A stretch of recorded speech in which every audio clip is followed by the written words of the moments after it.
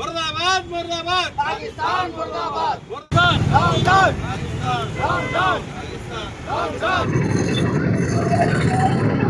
मुर्दाबाद मुर्दाबाद पाकिस्तान मुर्दाबाद जय श्रीराम अंडी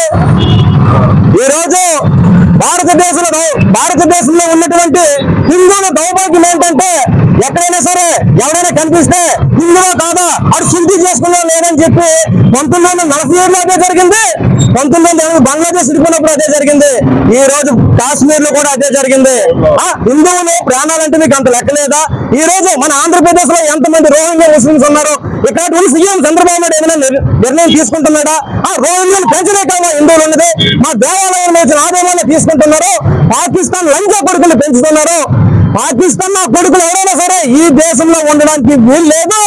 పాకిస్తాన్ నా కొడుకులు ఎంత అడుగు పిల్లలు లంచా కొడుకులు అంటే బండి వేసుకునే వాళ్ళకి పెట్రోల్ డబ్బులు లేని నా కొడుకులు, అటువంటిది వాళ్ళు మా మీద మా భారతదేశం మీద యుద్ధం చేస్తారా? అరే దేని కానీ పాకిస్తాన్ కరాచీ వచ్చామంటే ఉప్మా చేసుకుని తినేస్తాం నా కొడగలరా మిమ్మల్ని? మీరెంత, మీ బతుకెంత, మీ స్థాయి ఎంత? మా దేశంతో మా భారతీయులతో గొడవ తగులుతారా? మీకు భూమి మీద లోకల్ చెల్లిపోయి పాకిస్తాన్ అనేది ప్రపంచంలో పాకిస్తాన్ అనే పేరు అంటేనే ఒక్కడు కూడా అక్కడ మిగలడు. ప్రతి ఒక్క ఉగ్రవాదిని కూడా వెతికెత్తికి మరీ చంపుతాము. 1200 ఏళ్ళుగా మా మీద దాడులు చేస్తున్నారు. ఇప్పటికీ భారతదేశంలో మిమ్మల్ని మేము బతకనిస్తామంటే కారణం ఏంటో చెప్పనా? మీరు ఒకనాటి మారిపోయినటువంటి హిందువులే. మీరు హిందువులు కానీ మేము అంగీకరిస్తున్నాం కనుక మిమ్మల్ని మేము ఇక్కడ బతకనిస్తున్నాం. గుర్తు పెట్టుకోండి, పాకిస్తాన్ నా కొడగలరా, ఉగ్రవాది నా కొడగలరా, నా కొడగలరా మా మీద, మా హిందువుల మీద. మరి భారతదేశంలో అనేక మంది పాత బస్తీలోను బెంగళూరులోను మరి ముస్లింలు ఉన్నారు కదా, అక్కడ ఎందుకు దాడి చేయరు?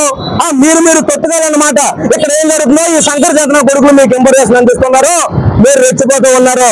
హిందువులు మౌనం వహించినంత వరకే ఏ జాతి అయినా భూమి మీద ఉంటుంది. హిందువులు ఒక్కసారి తిరగబడితే పాకిస్తాన్ తన అమ్మ కూడా భూమి మీద ఉండదు. గుర్తు పెట్టుకోండి, ఉగ్రవాదులకి ఇదే చెప్తున్నాం. హిందువులను తిరగబడ్డామంటే ఈ దేశంలో ఒక్క ముస్లిమైనా ఉంటాడా? అది ఆలోచించుకోండి. ఎందుకు ఆగుతున్నామో ఆలోచించండి, మేము ఎందుకు మిమ్మల్ని వదిలేతున్నామో ఆలోచించండి. భారత్ మాతా కీ, భారత్ మాతా కీ.